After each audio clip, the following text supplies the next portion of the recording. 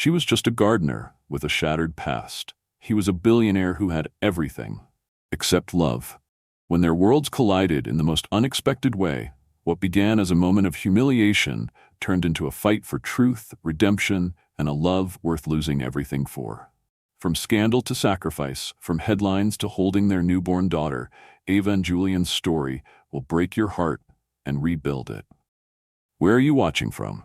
Tell us in the comments. And don't forget to subscribe to our channel for more unforgettable stories about love, resilience, and the courage to begin again. The rain had stopped, but the dampness still clung to the air like an unfinished sentence. Ava Bennett moved quickly across the marble courtyard of the Rhodes estate, her soft-soled shoes slapping lightly against the wet stone. Her thin gardener's uniform was plastered to her skin, clinging like a second unwelcome layer. The warmth of the day had long since faded, replaced by the cool hush of nightfall. She shouldn't have stayed so late, but the rose beds had needed her. Blooms too delicate to leave unpruned, especially with the coming cold. She muttered a quiet curse under her breath as she bent to gather her tools, her small lantern casting flickering shadows across the slick stone tiles. She could hear her heart pounding in the quiet, mingling with the soft gurgle of the nearby fountain, the one she'd trimmed all afternoon. It was almost peaceful in that haunting kind of way, like the world had paused just for a breath. But then her foot slipped. The world tilted, her arms flailed, and with a gasp of surprise, Ava tumbled backward into the icy basin of the grand fountain. Water crashed over her. Her cry drowned beneath the splash. She surfaced sputtering, soaked to the bone, her chest heaving. The cold sliced through her like glass, and her soaked clothes clung to her like a spotlight on a stage she had never meant to stand on. She scrambled out, breathless and shivering, her teeth beginning to chatter. The blouse beneath her jacket had gone nearly transparent, the fabric hugging every contour of her frame under the pale moonlight. Her jacket, thin and equally drenched, lay in a heap on the stone bench nearby, useless now. She wrapped her arms around herself, cheeks burning with humiliation, eyes darting toward the darkened windows of the mansion. She prayed no one had seen, especially not. Footsteps, slow, measured, drawing nearer. Ava's heart seized. She turned her head, breath caught in her throat as a figure emerged from the shadows. Julian Rhodes. Even in the low light he was unmistakable. Tall, immaculately dressed in a navy suit that somehow looked untouched by the weather, his sharp features cast in partial moonlight. His silver watch glinted briefly as he stepped closer, hands in his pockets, eyes locked on her with unsettling precision. The infamous Julian Rhodes, tech mogul, billionaire, a name that filled every business magazine and scandal column, now stood just feet away, staring at a soaked, trembling gardener, like she was some kind of puzzle he didn't quite know how to solve. Ava's breath came shallow and quick. She had seen him before, of course, glimpses from afar during his rare visits to the estate. Never speaking, never noticing her, never even acknowledging the people who maintained his massive home and sprawling gardens. He was always distant, too high up in his polished world to ever see someone like her. And now here he was. His brow lifted, a flicker of dry amusement, or was it suspicion, flashing in his eyes. His voice, when it came, was smooth as velvet and just as cutting. "Quite the scene you've made," he said, his words cool and deliberate. "Who exactly are you, and what are you doing here at this hour?" Ava opened her mouth. Nothing came out. She swallowed hard, tried again. I'm just the gardener, sir," she stammered. "I was finishing the roses. I stayed too long and then I fell. I didn't mean to. I'm so sorry. Please." "The gardener?" he repeated, the corner of his mouth twitching slightly, as though he didn't quite believe her. His eyes roamed over her soaked blouse, her tangled hair, her bare arms. She could see his sharp mind working, filing away the pieces.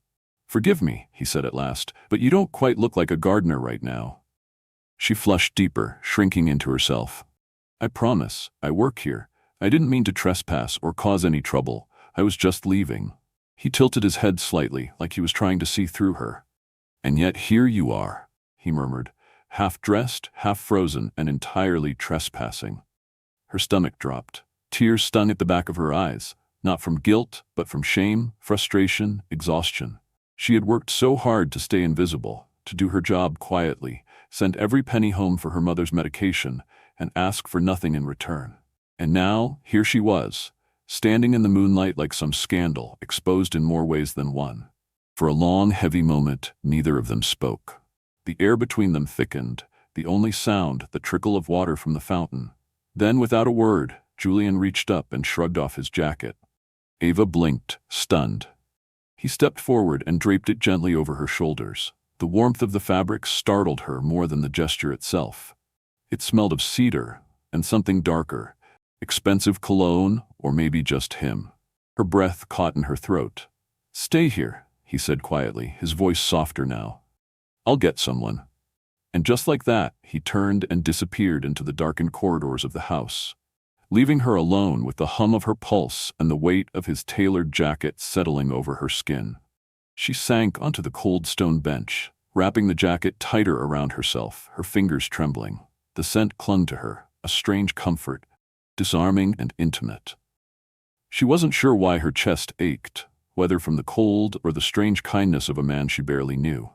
6 months ago, Ava had arrived at the Rhodes estate, clutching a flyer. Gardener wanted. Live-in position, Rhodes estate. At the time, it had felt like desperation. Her mother had been recently diagnosed. The bills had mounted. Their apartment had been sold to pay off debt. Her father's company, once the pride of the Bennett name, had gone under in a haze of betrayal and silence. Ava had gone from charity galas and champagne to bagged groceries and bus stops in a matter of months. She had traded silk for soil, jewels for gloves, and all she had left was a quiet kind of grit. She never complained. She never asked for help. And she never once looked at the man who owned the estate as anything more than a name carved in cold corporate steel. Julian Rhodes was a ghost in a suit, and she had planned to keep it that way. But now, footsteps again. She looked up quickly as Mrs. Camden, the kindly housekeeper, appeared with a thick towel and a steaming mug of tea. Her expression was filled with motherly concern. "Oh, sweetheart, what happened to you?" she exclaimed, rushing to Ava's side. "You poor thing, come inside. Let's get you warm." Ava nodded mutely, letting herself be fussed over, her voice too cracked to offer more than murmured thanks. Behind her, Julian stood with arms crossed, watching silently from the doorway. His eyes met hers. Not cold this time. Curious, focused. Ava looked away first. Later, after changing into dry clothes and sipping tea by the quiet fireplace, Julian approached her again. His voice was low, but his words carried weight. "I will admit," he said with a faint smile, "I wasn't expecting to find one of my gardeners swimming in my fountain." Her cheeks colored instantly. "It was unintentional," she said softly. "I can see that." His gaze lingered, unreadable. "Tell me, Miss Bennett, why were you really out there?" She hesitated, then told the truth. "I was working.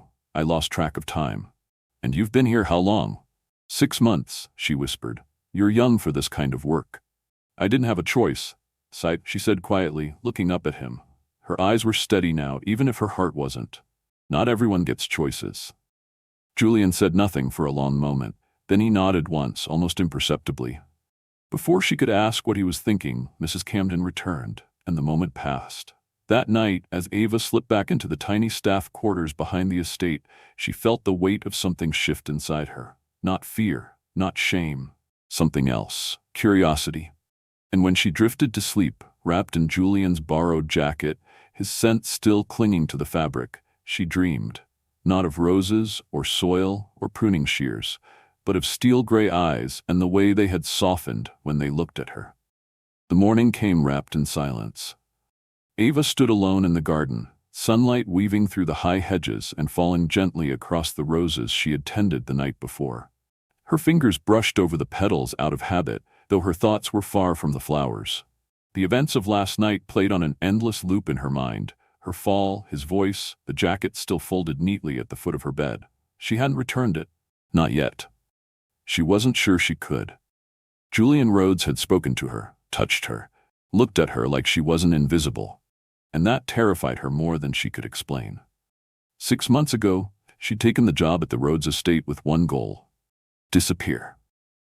Keep her head down, earn a living, and send every paycheck home. She wasn't here to form connections or friendships, and she certainly hadn't come here looking for trouble or the attention of a billionaire. Especially that billionaire. Ava had known who Julian Rhodes was long before she ever stepped foot on his estate. Everyone in the city did. The young tech mogul who had turned a garage startup into a global empire. The ruthless dealmaker who had once dismantled a corporate rival in a single weekend. His face was always on magazine covers, his name on lips whispered behind closed boardroom doors. To the world, he was power in human form. To Ava, he was something else entirely. His name was inked across the ruins of her past. Her father, Charles Bennett, had been a well-known entrepreneur in his own right. Kind, ambitious, trusting, too trusting. And that trust had been his downfall. He had built something beautiful, and someone had taken it from him. A former partner, a hidden clause, a betrayal deep enough to leave scars that never fully healed. Ava didn't know the full truth, only that everything had crumbled. Her family, their business, their home. One minute she was applying to Columbia, the next she was applying for a job pulling weeds at an estate owned by the very man whose name haunted her father's final days. She hadn't known at first that the estate belonged to Julian Rhodes. The flyer had simply said, "Private Estate." But when she arrived, suitcase in hand, and saw the name etched discreetly on the gate, something inside her cracked. She almost turned around. But desperation had a cruel way of quieting pride. Now, half a year later, she was still here. And somehow, impossibly, she was wrapped in the storm of his attention. He had noticed her. She wasn't sure what to do with that. Ava spent the rest of the day in the greenhouse, pruning orchids with trembling fingers, trying to push him out of her mind. But it was impossible. She could still feel the weight of his jacket on her shoulders, hear the calm authority in his when he said, "Stay here." That wasn't the voice of a man who gave idle orders. As the afternoon light faded, Ava returned to the garden's edge, drawn to the same fountain that had betrayed her the night before. The water sparkled in the fading light. Her reflection wavered on the surface, half formed, half real. She almost didn't hear him approach. "You came back," Julian said from behind her, his voice even softer in the open air. Ava spun around, startled. "Sir. I mean, Mr. Rhodes, I didn't expect." "Julian," he said simply. "Call me Julian." Ava blinked. "I don't think that's appropriate." He smiled, slow and wry. "Probably not." He stepped closer, not too close, but enough to make her pulse stutter. He wore no tie today, his shirt sleeves rolled just slightly, the top button undone. He looked human. Not the untouchable billionaire she'd grown up reading about. Not the legend who lived behind glass towers and blacked-out SUVs. Just a man. And yet still, so much more. "You're not from around here," he said after a pause, his eyes scanning the horizon but clearly focused on her. Ava hesitated. "No." "Where then?" "Upstate. Montclair. We had a home there." "Had," he repeated. Past tense. She nodded, her jaw tightening. "It's gone now." "I'm sorry," she shrugged. "Life happens." Julian studied her carefully. "You don't talk like someone who's used to working in gardens." Ava exhaled slowly. "I'm not. Not really. My father taught me a little when I was young, said every person should know how to grow something." He nodded. "Smart man." "He was," she said softly, almost to herself. "Too smart to end up where he did." Julian didn't press, but she saw something flicker in his eyes. Recognition? Guilt? No, it couldn't be. He didn't know who she really was. No one here did. "I've been watching you," he said finally. The words landed heavy in the space between them. Ava's throat tightened. "That's unsettling." He smiled again, more gently this time. "Not in that way. I meant your work. You care. The way you touch the soil. The way you look at each plant like it has a name. They all do." She said before she could stop herself, then flushed. "I mean, not literally, but I remember where I plant each one. I know their schedules, their quirks. It helps." He looked at her differently then. Not like a worker, not like a stranger, like a person.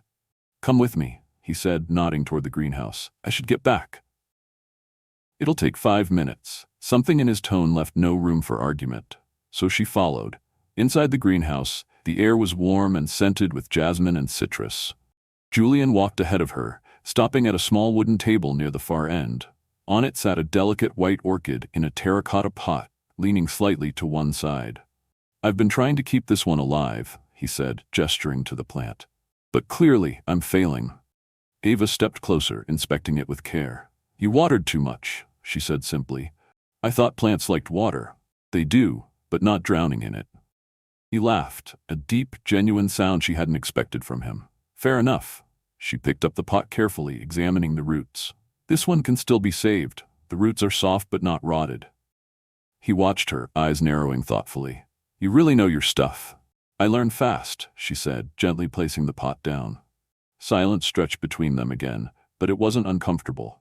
Just thick, like the moment before a storm or a kiss. Ava stepped back. I should go. Julian nodded but didn't move. She looked up. I wasn't just being polite last night, he said.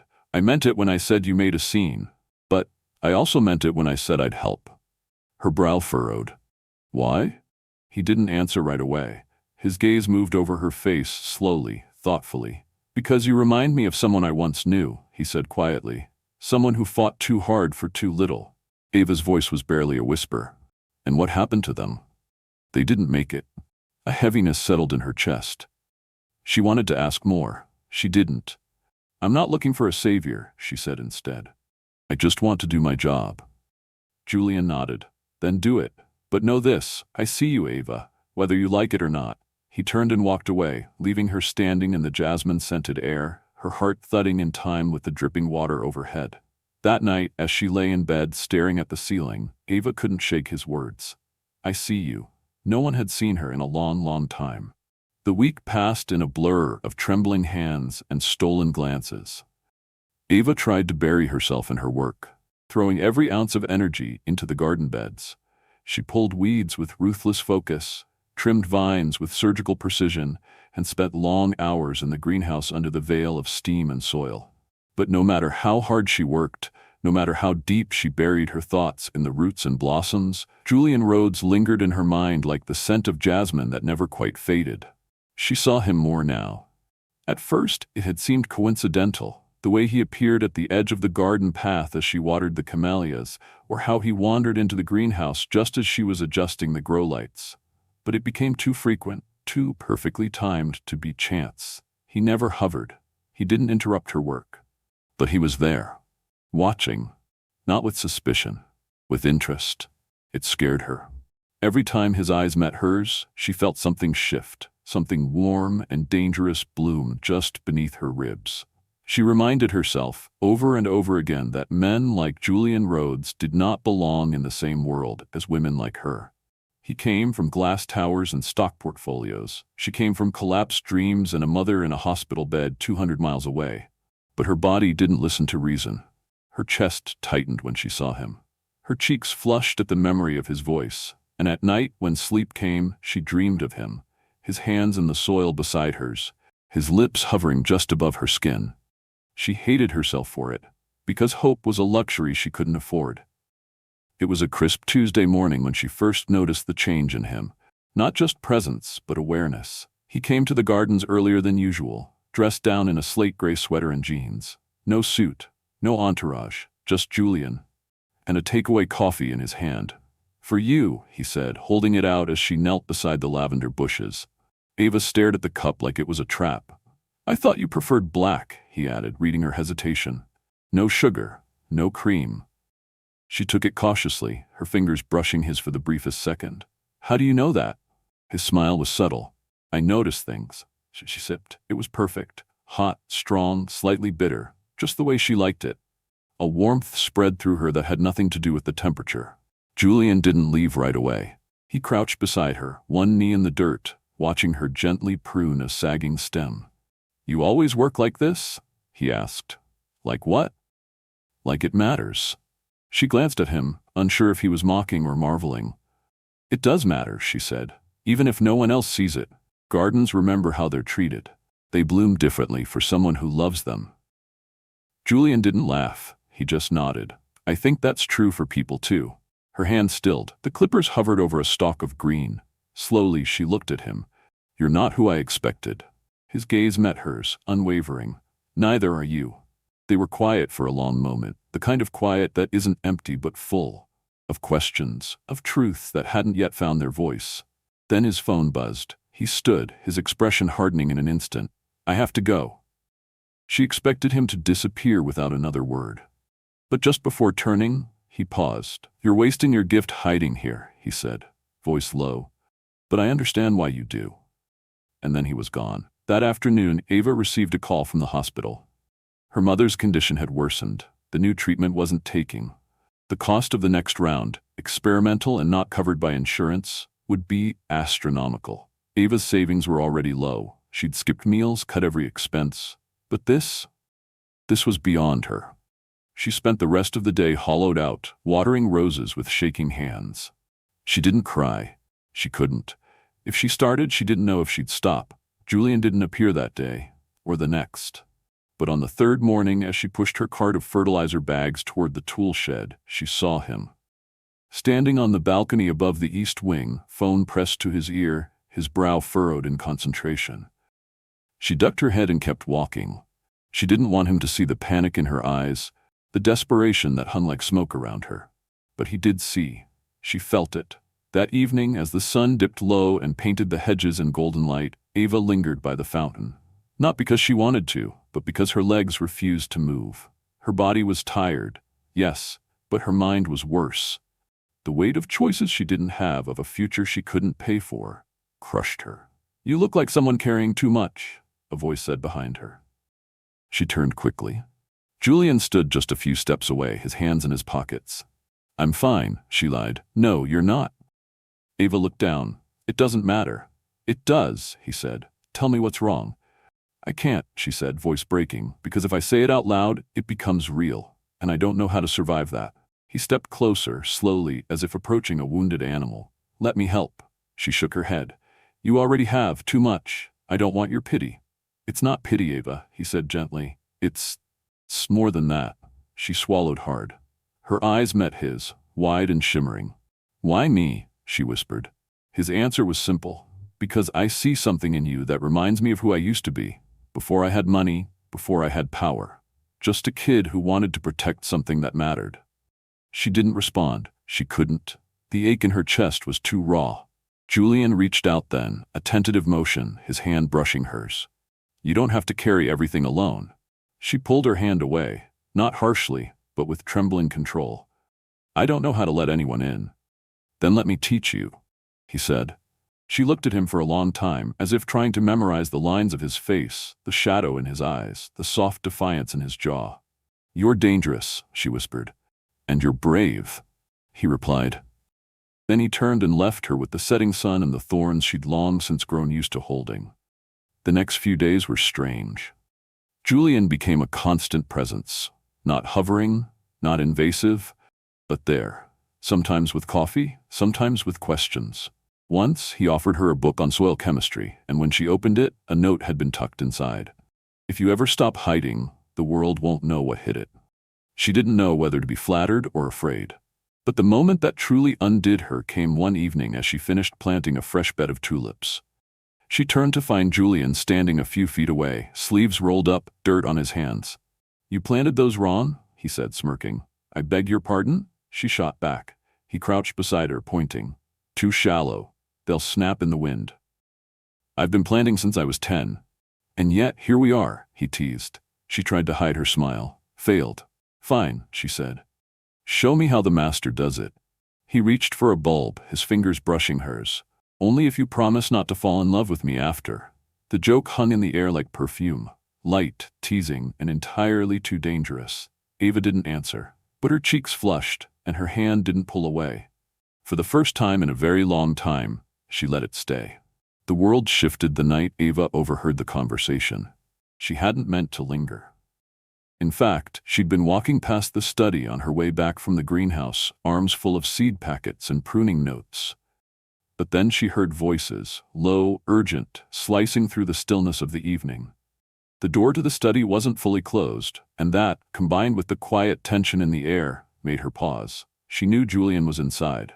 She recognized the deeper cadence of his voice. The second voice was unfamiliar, but sharper, more frantic. "They're moving against us, Julian." The man said, "There's no more time to be careful." Julian's voice came like steel. "I told you, Graham, I'll handle it. You need to tighten security. You think the board is going to wait while your enemies keep leaking intel?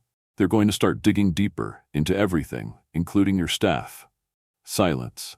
Then softer, Julian spoke again. "No one harms her, she stays safe." Ava froze. The air in her lungs evaporated. Her fingers clenched the edge of the seed tray so hard that the cardboard tore beneath her nails. They were talking about her. Julian had said her name, not directly, but there was no one else it could have been. And that voice, Graham's, it hadn't just been warning, it had been accusatory, as if Ava was a threat to be dealt with. A traitor, a liability, and Julian had defended her. The warmth that should have come with that realization never arrived. Instead, her body went cold. Not from fear of Julian, but fear of what she had become. A point of weakness in someone else's war. She stepped back quietly, forcing herself down the hallway and out into the open air. The sky had turned a deep indigo, stars barely piercing through the haze of the city lights in the distance. Her legs carried her toward the garden without thought. She needed soil. She needed grounding. But even the earth beneath her fingers didn't settle the tremble in her chest. The next morning, a message arrived from the main house. Julian wanted to see her. Ava almost didn't go. She'd spent hours lying awake in the narrow bed in her staff quarters, replaying that conversation, wondering what she'd gotten herself into, wondering if staying here, near him, was fair, if it was safe, not for her but for him, if she was now a target simply because he cared. But in the end, she went. She found him in the library, standing by the tall windows with his back to the room, a single hand pressed against the glass. He looked as if he hadn't slept. The sleeves of his shirt were rolled up again, his tie discarded, and his jaw shadowed with the beginning of stubble. She had never seen him so unguarded, so human. "You wanted to see me?" she asked, her voice small. He turned slowly. His eyes met hers, dark and tired, but steady. "Come in," he said, gesturing to the chair across from the long oak desk. "Please." She sat, careful to keep her back straight, her hands folded tightly in her lap. Julian didn't sit. He paced. "I know you've been wondering," he began, "why I keep showing up in the garden, why I ask questions, why I keep noticing things about you." She swallowed. "Yes." He stopped, facing her.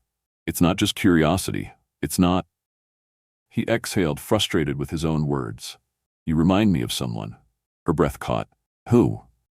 "A girl I knew in college. She used to argue with professors, paint wild things on the dorm walls. She believed in impossible causes. She fought like hell to save her father's bookstore before it went under." He smiled faintly. "She didn't succeed, but she never stopped trying." Ava's voice was soft. "You loved her." "I did, and I lost her. Not because of a tragedy, because I chose the world over her. Success, empire. I thought I could win her back when the time was right, but by the time I looked up, she was gone." He paused. "And then you walked into my world. Not with fire or fury, but with hands in the dirt and silence in your step. And something in me remembered what it meant to care about something real." Ava looked away. Her throat ached. She didn't know what to say. Julian stepped closer, his voice low.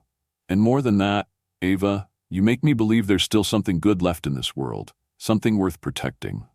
Her eyes shimmered. "I'm no one, Julian. I'm just a gardener." He smiled faintly. "You're not just anything." For a long moment, the air pulsed between them. Then she stood, her chair scraping softly against the wood floor. "I need to tell you something." He nodded, bracing himself. "My father," she said. "He was Charles Bennett, founder of Bennett Holdings." His expression didn't change, but something in his eyes darkened. "I know." Ava flinched. "You know?" He stepped back, running a hand through his hair. "I found out a few weeks ago. I recognized your last name eventually, then I started digging." She crossed her arms, a flicker of old defensiveness rising. "And what did you find?" "That your father was taken down by a deal orchestrated by one of my family's trusted advisors, a man named Stephen Cross. He made the deal behind my back, used my company's reach to strong-arm your father into a merger, then pulled out, leaving him ruined." His jaw tightened. It was cruel, calculated, and I didn't know until it was too late. Ava felt like the ground had disappeared beneath her. "And now?" she asked, voice barely a whisper. "Now I'm going to fix it," he said. "I don't know how yet, but I will." Her breath trembled. "You don't have to do that for me." "I'm not doing it for you," he said. "I'm doing it because it's right, but I'm also doing it because I care about you." Tears prickled her eyes, sudden and uninvited. She turned away, hands shaking. "This isn't fair. I know. You're risking everything, your company, your reputation, for someone like me." He stepped forward again, gently taking her hand. "There's no someone like you, Ava. There's only you." She looked up at him, and for the first time didn't try to hide the storm behind her eyes. "I'm scared, Julian." His voice was barely a whisper. "So am I." But his hand didn't leave hers. Later that night, Ava sat in her room, the moonlight spilling across the floor like spilled silver. The weight of the truth pressed against her ribs, but alongside it was something else, something warmer. For the first time in years, she felt seen, protected, not because someone pitied her, but because someone believed in her. Still, the fear didn't go away. She knew the cost of Julian's protection, the enemies he faced, the media, the board, the whispers. She had seen power destroy good men before, and Julian, he wasn't untouchable. And now, because of her, he had a target on his back. She wasn't sure what scared her more, losing him, or letting him lose himself because of her. But one thing was certain, she couldn't walk away. Not now. Not when her heart already knew the sound of his voice in the dark. The strength of his hand wrapped around hers. The way he looked at her like she was more than the ruin she came from. Like she was the beginning of something worth building. The news broke on a Thursday morning. Ava was in the garden when it happened, kneeling beside a bed of marigolds, her gloves coated in soil. The sun had barely climbed over the treetops when Maria, the housekeeper, came rushing down the gravel path, her expression drawn, a folded newspaper clutched in her hands like it might explode. "Ava," she called breathlessly, "don't panic, but you need to see this." Ava stood, wiping her hands against her apron. Her heart pounded as she took the paper, her eyes scanning the front page. There, in bold black print, "Billionaire Julian Rhodes involved in scandal. Secret romance with former heiress turned gardener revealed." Below the headline, a photo. Blurry, but unmistakably her. Standing by the fountain, Julian's jacket around her shoulders. She felt her knees weaken. The world spun. "This can't be happening," she whispered. But it was. The tabloid didn't hold back. Page after page painted her as some manipulative gold digger, dredging up her father's downfall as if it were part of a grand scheme. Her name was everywhere, her past laid bare. They even mentioned her mother's illness, twisting the truth until it read like a sob story with dollar signs hidden beneath. Julian hadn't just been pulled into the fire. She had dragged him there. Maria's hand came to rest on her shoulder. "You should go inside." But Ava couldn't move. Because right then, at that moment, Julian stepped out onto the terrace above the gardens, his phone pressed to his ear, his face like stone. He wasn't wearing a suit today, just a black shirt, sleeves rolled, collar loose, but somehow he looked more powerful than ever, and more furious. When his eyes met hers across the distance, the storm in them softened, just slightly, just for her. But she didn't feel relief, she felt guilt. By noon, the estate gates were crowded with reporters. Cameras flashed through the iron bars, drones buzzed above the treetops, staff whispered in corners, glancing her way like she might combust. Ava stayed inside, tucked away in the staff wing that, pacing the length of her small room until the carpet frayed beneath her heels. She didn't eat, couldn't think, couldn't breathe without imagining Julian in some boardroom, fighting to convince investors he wasn't distracted, that she wasn't some threat wrapped in linen. It was all too much, too loud, too invasive. And it wasn't just her life falling apart anymore, it was his. That evening, Julian called a press conference. Ava begged him not to.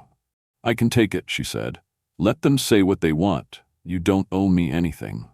He looked at her like she'd lost her mind. "I owe you everything," he said, pulling her into his arms. "And I'm not going to let them rewrite the truth just because it makes better headlines." She shook her head against his chest. "They'll tear you apart. Let them try." The ballroom had been hastily transformed into a press hall. Rows of reporters waited, cameras blinking red, microphones poised like daggers. The tension was electric. Julian stepped up to the podium alone. He wore a sharp navy suit, his expression calm but cold, controlled. Dangerous in the way only a man who had nothing left to lose could be. "I'll answer your questions," he said, his voice steady, "but you will leave Ava Bennett out of this." A ripple of murmurs surged through the crowd. "She is not a scandal," he continued. "She is not your headline. She is the woman I love." Gasps, flashbulbs, shouts for follow-up. Julian ignored them. "She has shown more strength and grace in the face of adversity than anyone I've ever met. And if your goal is to break her, Know that you'll have to go through me first. Upstairs, Ava watched from a window, her hand pressed to the glass, tears streaking silently down her cheeks. She could barely hear his words, but she didn't need to. She saw the truth in his stance, the fire in his eyes, the way he looked right into the storm and didn't flinch. He wasn't protecting her because he thought she was weak. He was protecting her because she wasn't, because he believed in her. And it shattered her, because she had never asked for any of this. But she had been given it anyway. A chance, a love, a man who refused to let her go. Later that night, after the press had cleared, Julian returned to the library. He looked exhausted. His tie was gone, his collar unbuttoned, his hair mussed. But his eyes searched for her the moment he walked in, and when they found her sitting by the fire, her knees curled to her chest, he exhaled like he'd been holding his breath all day. "Ava," he said softly. She stood, crossing the room before she could think better of it. Her hands reached for him, trembling. "I don't deserve you," she said, her voice breaking. "Don't say that." "But it's true. You had an empire, and I was alone," he interrupted. "I had power. I had wealth. But I didn't have you, and none of it mattered until you came." She clung to him, tears soaking into his shirt. "I never wanted to become a scandal. You became mine," he said. "That's all that matters." They stood like that for a long time, but the world didn't wait. The next blow came faster than either of them expected. A boardroom betrayal.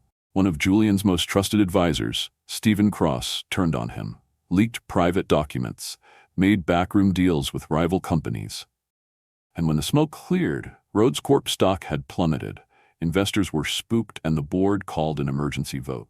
Julian was stripped of his title as CEO, just like that. Gone.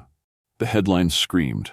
Rhodes' empire crumbles. Insider sources claim scandal played a role. Julian didn't flinch. But Ava did.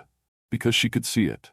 The weight pressing down on his shoulders, the fight flickering in his eyes as the cost of loving her became too real to ignore. That night, she walked into his office with an envelope in her hand. Julian looked up, tired, guarded. "What's that?" "My resignation," she said quietly. His chair scraped back hard. "No, Julian. I said no." She stepped closer, her heart breaking with every breath. "I can't watch you burn for me." "I'm not," he said, voice fierce. "I'm choosing you. I never asked you to." "And yet, here I am," he said, rising to meet her gaze, "because you're the only thing that's ever made this madness worth it." Her hands trembled as he pulled her into his arms. "I'm scared," she whispered. "I am too," he replied, resting his forehead to hers. "But I'm more scared of losing you." In the days that followed, the world raged. But inside the estate, a different world bloomed. Julian took long walks with Ava through the garden, no longer in suits but soft shirts and rolled sleeves. They drank coffee by the fountain. They kissed in the shade of willow trees. They whispered their fears into each other's skin and held tight through sleepless nights. And then one morning, as the first rays of sun stretched across the roses, Julian took her hand and whispered, "Let's build something new." She nodded, heart full, hope fragile, but bright. And when he slipped a ring onto her finger, down on one knee among the tulips she'd planted with trembling hands, Ava Bennett finally allowed herself to believe that love could survive the storm. Not because it was perfect, but because they had chosen it. Together. The morning after Julian's resignation, the estate woke in an uneasy hush. The air outside was calm, but inside, whispers traveled down the long corridors like wind through dry leaves. Staff moved quietly, avoiding eye contact, tiptoeing around headlines too loud to ignore. Ava stood at the window of her small room, staring at the garden below. From this high, it looked untouched, serene, but nothing felt untouched anymore. Not her. Not Julian. Not the world they had shared. He had stepped down, given up everything, for her. It felt too big to hold, and yet she wasn't gone. She hadn't walked away, because something inside her, as fragile as it was, had taken root. Something that whispered, "You are allowed to be loved." And even if the outside world howled and scratched at the door, in here, just for now, there was quiet. That morning, Ava found Julian in the greenhouse. He wasn't working. He was just sitting on an old wooden stool, his elbows resting on his knees, his hands hanging limp. His sleeves were rolled, shirt half wrinkled, as if he'd fallen asleep in it. The light filtered through the glass ceiling, casting dappled gold on his face. But his eyes were tired. Not broken, just worn. She didn't speak. She just walked toward him and slipped her arms around his shoulders from behind. He leaned into her without a word. They stayed like that for a long time. "I thought you might leave," he said finally. Ava pressed her cheek against his shoulder. "I almost did." "What stopped you?" "You." Julian exhaled, something between a breath and a broken laugh. "I'm glad." "I'm terrified," she admitted. He nodded slowly. "So am I." "But," she said, pulling back just enough to look at him, "maybe that's what being brave is, loving someone even when it feels like the world's watching, waiting for you to fail." He turned to her, his hand brushing a loose strand of hair from her cheek. "You always were the brave one, Ava." "No," she said softly. "I just learned it from you." They left the estate 3 days later. Not forever, just for a while. Julian suggested it late one night, lying beside her in her narrow bed, his arm draped across her waist. "Let's disappear for a while," he whispered into the dark. "Just you and me, somewhere quiet, somewhere green." Ava blinked into the darkness. "Like a vacation?" "No, like a beginning." They packed only what they needed. Clothes, books, a few plants from the greenhouse, tucked into pots and wrapped with care. Maria cried when they left. "Come back when the noise dies down," she told them, squeezing Ava's hands. "And don't let anyone tell you what kind of life you deserve." They drove north, away from the cameras, the headlines, the pressure. Ava didn't ask where they were going. She didn't need to. Julian knew her heart, and when they pulled into a small, overgrown cottage tucked at the edge of a forest, with a crumbling stone fence and wildflowers spilling across the steps, she smiled for the first time in days. It was perfect. The days that followed were quiet, sacred. Julian fixed up the house, hammering loose shutters, repairing a leaky sink, sanding old wood until it gleamed. Ava planted a new garden in the back, kneeling in the earth for hours, dirt under her nails, sun on her skin, peace slowly replacing panic. They cooked simple meals, read aloud to each other, slept tangled in a shared silence that said more than words ever could. Sometimes Ava woke in the middle of the night and found Julian sitting on the porch staring out at the trees. "What are you thinking about?" she'd whisper as she joined him, wrapping a blanket around them both. "Everything I gave up," he'd say. Then, after a pause, "and how I don't regret any of it." She'd lean into him, heart aching and full. "I'm still scared, so am I. But we're here," she'd say, and he'd kiss her forehead, murmuring, "Yes, we're here." But peace is never permanent. One morning, while Ava was tending to a row of sweet peas, Julian's phone rang. It had barely buzzed in weeks. They'd turned off notifications, silenced alerts, but this one rang sharp and loud, cutting through the birdsong like a blade. He answered, listened, his face darkened. When he hung up, he came to her slowly. "They're fighting back," he said. Ava's stomach twisted. "Who?" "The board, the rivals, everyone who thought I was out of the way for good." She stood, wiping her hands on her pants. "What does that mean?" "It means they're undoing everything I built, selling off assets, laying off good people, turning my company into something unrecognizable." "And you can't stop them?" Julian shook his head. "Not unless I fight." Ava looked at him. "Do you want to?" "I want to protect what I built, the people I promised to protect. But I also want to stay here, with you." "You can do both," she said, "but not if you keep pretending you don't care." He sighed. "If I go back, the noise comes back too. The press, the accusations, your name dragged through everything again." "I can take it," she said quietly, "because I believe in you, and you shouldn't have to choose between the world you built and the one we're making." He looked at her, eyes soft with disbelief.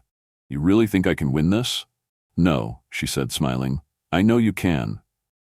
They returned to the city with a plan, not to reclaim the empire, but to rebuild it on their terms. Julian launched a new foundation, the Bennett Initiative, a program to support entrepreneurs from broken beginnings, people like her father, people like her.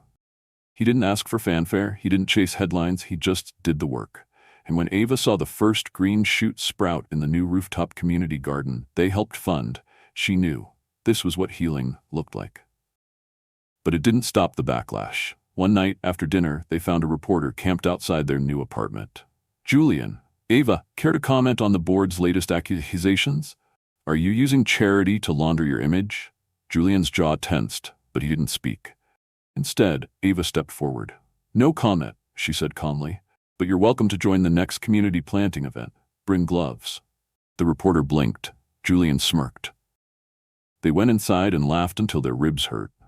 Later that week, Julian found her on the balcony watching the sunset. He slipped a box into her hands without a word. She opened it slowly. Inside, a ring. Simple, elegant, a single sapphire set in gold. "Ava," he said softly, "I don't want a perfect life. I want this one, with you, the messy, brave, beautiful one we've built." Her eyes filled with tears. "I don't know what I'm doing," she whispered. "Neither do I," he said, taking her hands. "But I know what I want. You. Always." She nodded, unable to speak. And when he slipped the ring onto her finger, the world felt quiet again. Not because the storms had passed, but because they had finally found shelter in each other.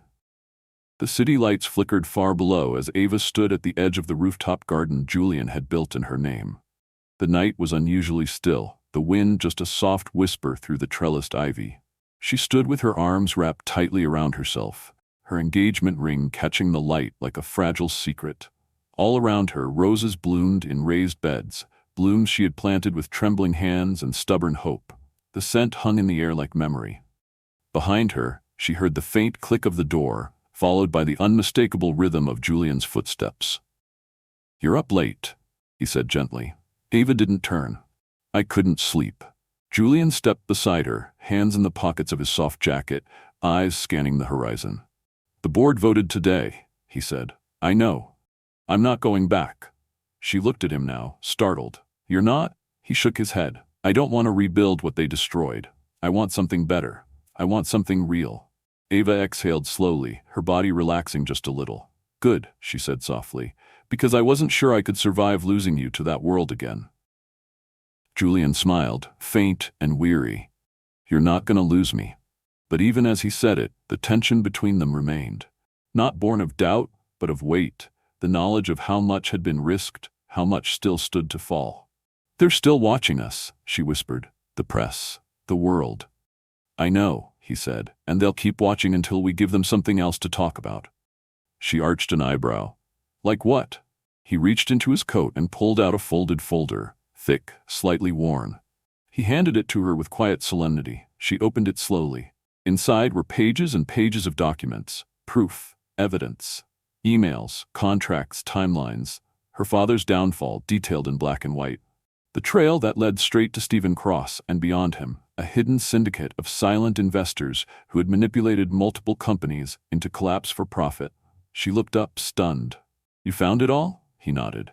"It took months, connections, money, people who owed me favors, but yes, I have everything we need." Ava's fingers tightened around the folder. "This could change everything." "That's the plan," he said, his tone quiet but firm. "We go public. We clear your father's name. We burn down whatever's left of the lies they built." Her throat tightened. "Are you ready for what happens after?" "No," he said honestly, "but I have you, so I'll face it anyway." The next morning, they held a press conference, not in a boardroom or a skyscraper, but in the community center garden Ava had built with her own hands. Julian stood beside her, no longer the sleek CEO, but a man reclaiming what was his with truth, not power. Ava stepped forward first, the folder in her hand, her voice steady as she shared her father's story. "This is not about revenge," she said. "This is about closure, about justice, and about truth. Truth that was buried for profit, for pride, for power." Julian followed her, speaking not as a mogul, but as a man in love. "I supported the people who caused harm because I didn't know better. But now I do, and I will spend the rest of my life making it right." The fallout was immediate. Cross was arrested. Multiple executives were named. The media that once hunted Ava now praised her courage. Her father's name was officially exonerated. The Bennett legacy, long tarnished, was finally restored. But success didn't come without cost. The backlash was swift and ugly. Investors pulled out of Julian's remaining ventures. Friends turned silent. The foundation faced threats. Rumors circled that Ava had masterminded the entire thing for her own gain, that Julian had fallen for a con artist. But they endured. Together. One night, weeks after the press conference, Ava found Julian in their apartment kitchen, standing at the stove, stirring pasta absent-mindedly. "Are you okay?" she asked, stepping behind him. "I don't know," he said honestly. "I've lost everything twice now, but somehow I still feel like I have more than I ever did."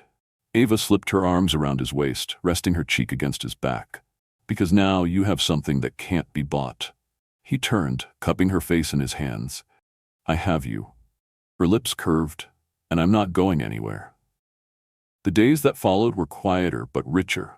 Julian took on a new role, not a leader of empire, but a mentor, guiding young entrepreneurs who reminded him of the man he used to be. Ava continued building gardens, each one a sanctuary for those like her, those who had been broken but refused to wither. They didn't live in penthouses, they didn't dine at Michelin-star restaurants, but their life was full, in ways that money could never match. Still, the world didn't leave them entirely alone. One day, as Ava was locking up the garden shed, a woman approached, mid-40s, soft eyes, holding a faded picture. You're Ava Bennett, right? Ava nodded cautiously. The woman held out the photo. That's my husband. He worked for your father. When everything collapsed, he never recovered. But he always said Mr. Bennett was a good man. I just wanted you to know what you did, it mattered. Ava's throat closed with emotion. Thank you, she whispered. That night, as she lay beside Julian, she told him everything. How do we keep doing this? She asked. How do we keep standing up when the world wants to knock us down? Julian turned to her, brushing his fingers down her arm. By remembering who we are and who we've become, she nodded slowly. We've come a long way, haven't we? He kissed her shoulder. And we're just getting started. The seasons turned. Their garden bloomed again. And one crisp autumn morning, as golden leaves spun through the air and soft sunlight poured into their kitchen, Ava sat at the table with a hand pressed to her stomach. Julian entered, coffee in hand. He froze when he saw her expression. Ava? He asked, stepping forward. She looked up, eyes bright with tears. I'm pregnant. His breath caught. The mug slipped from his fingers and landed with a soft thud on the counter, forgotten. You're serious? He asked. She nodded, laughter breaking through her tears. We're having a baby. He crossed the room in 2 strides, lifting her into his arms, spinning her gently. You have no idea how much I needed this, he whispered. I think I do. And just like that, the world changed again. But this time it bloomed. From soil and ruin and ash, something new had grown. Not just a garden, but a family. The morning light spilled across the Hallowwood estate like a gentle whisper, casting long golden beams through the dewy glass windows of the garden room. Ava sat quietly near the arched window, her fingers curled around a warm mug of tea, her other hand resting lightly over the soft swell of her stomach. It had become a ritual, these slow dawn moments when everything was still, and she could simply be. No headlines, no deadlines, no fear, only breath and growth. The baby had started kicking more regularly, and Julian swore each movement was a tiny miracle, a silent message that hope wasn't just something you chased, it was something you carried. Outside, the garden they had built together was blooming in full. Roses curled upward in lazy spirals, tulips blushed in reds and yellows, and a row of snapdragons whispered in the wind. It was all the same soil, the same earth that had once witnessed their pain, their beginning, but now it had become something new, something sacred. Ava rose slowly, her free hand bracing her back, and stepped onto the terrace. The breeze tugged at the soft linen of her robe, and for a moment she simply stood there, watching the sunlight dance across the leaves. In the distance, she spotted Julian, bent over a row of ferns, sleeves rolled, dirt already streaked across his shirt. He looked up and caught her gaze. Even from across the lawn, she could see the familiar curve of his smile. You're up early, he called. You're covered in soil, she replied. He straightened, brushing his hands on his jeans. You say that like it's new. She laughed, and for a second, the weight of everything else fell away. Julian crossed the yard in slow strides, wiping sweat from his brow. As he reached her, he pressed a light kiss to her temple and leaned in, resting a hand just above her belly. She kicked again. Ava murmured. His eyes lit up. She's going to be a fighter. She already is. They stood there in silence, foreheads resting together, as the world moved quietly around them. But peace was never forever. Later that day, Julian received a message. It was from his old lawyer, now turned ally, confirming what he had feared. Another article was set to release. Not an attack on him this time, but one aimed squarely at Ava. A full exposé dredging up every false angle the media had spun in their earlier days. The manipulative heiress, the scheming gold digger, the accidental heiress to a rebuilt fortune. Julian clenched his jaw, pacing the kitchen. Ava watched him silently, her hands resting on the countertop, her face calm, but only on the surface. He turned to her. "I can shut it down. I have contacts. I'll file injunctions." Ava shook her head. "No." His brow furrowed. "Ava, they'll just write something else next week, or the week after that. We can't keep swatting at shadows, Julian. So what do you want me to do?" he asked, voice rough.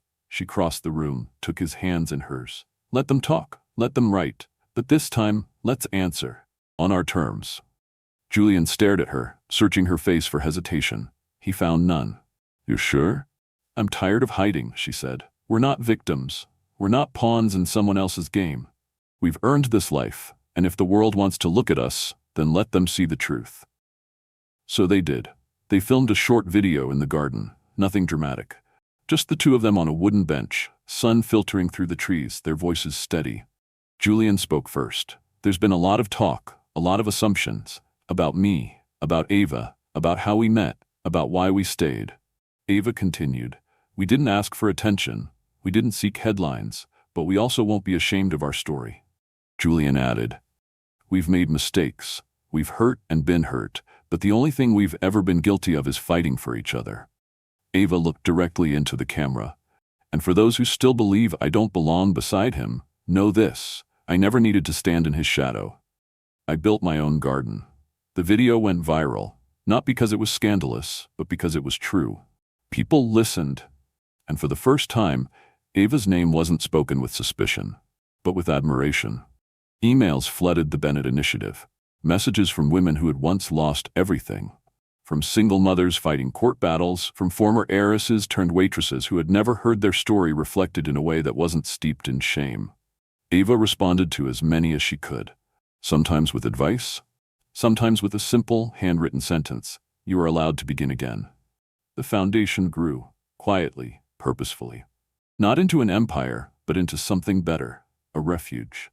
The night before Ava's due date, a storm rolled in. Thick clouds blanketed the sky. Thunder rumbled in low waves. Julian couldn't sleep. He lay beside her, one hand resting on her stomach, listening to the rain tap against the windows. "You're thinking too loud," Ava murmured sleepily. He smiled. "You always say that." "Because it's always true." He turned to face her. "What if I mess this up?" Ava blinked, then propped herself up on one elbow. "Mess what up?" "Being a father. Being enough." She looked at him for a long moment, then took his hand and pressed it to her heart. "This," she said. "This is enough." He swallowed hard. "I've never known love like this before." "That's because you never let yourself deserve it." "I still don't." She kissed his knuckles. "Then spend the rest of your life proving you do." He did. The baby came at dawn, a girl. Red-cheeked, fierce-lunged, tiny fingers already gripping Ava's thumb like she'd never let go. They named her Alara. It meant bright. It meant the one who shines. Ava held her against her chest and wept, not from pain, but from awe. Julian stood nearby, stunned, wrecked, overwhelmed. He looked at his daughter like she was made of starlight. When the nurse handed her to him, he trembled. Just for a second.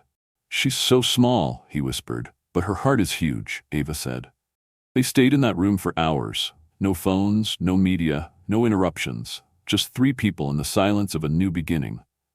Later, as the sun rose outside the hospital window, Julian leaned down and kissed Ava's forehead. "We made it," he said. She nodded, smiling through tears. "We're just beginning." Months passed, seasons turned. The world shifted, but their home remained a sanctuary. Julian built a wooden cradle with his own hands. Ava sang lullabies in the garden as she walked Alara through the flowers. At night, they lay in bed, exhausted and grateful, whispering dreams into the quiet. The past no longer haunted them. It had become the soil in which their future was rooted. And from it, they grew. Not because they had escaped the storms, but because they had bloomed through them. Life lesson from the story. Sometimes life doesn't follow the path we imagined. It twists, it breaks us, it tests our strength in the quietest and loudest of ways. Ava and Julian's journey reminds us that love isn't about perfection or power, it's about presence. It's about showing up for each other, even when the world tries to tear you apart. It's about fighting for what truly matters, not with noise or anger, but with unwavering commitment, truth, and grace. Ava came from loss, from a name once tarnished by betrayal. Julian came from success, shadowed by loneliness and control. But together, they chose something braver. Vulnerability. They built love not on status or wealth, but on trust, honesty, and the courage to begin again. Through storms, through doubt, through scandal and fear, they bloomed. This story is a reminder that the most beautiful lives are not the ones free from pain, but the ones that grow through it. That sometimes your greatest strength lies in standing beside someone, not above them. And that when we choose love, no matter how messy or hard or uncertain, it becomes enough. So to you, wherever you're listening from, what part of their journey spoke to your heart the most? Are you someone who's had to rebuild, to fight quietly for a second chance? Let us know where you're watching from. We'd love to hear your story too. And don't forget to subscribe to our channel so you never miss another story that reminds us of the beauty, the ache, and the power of the human heart.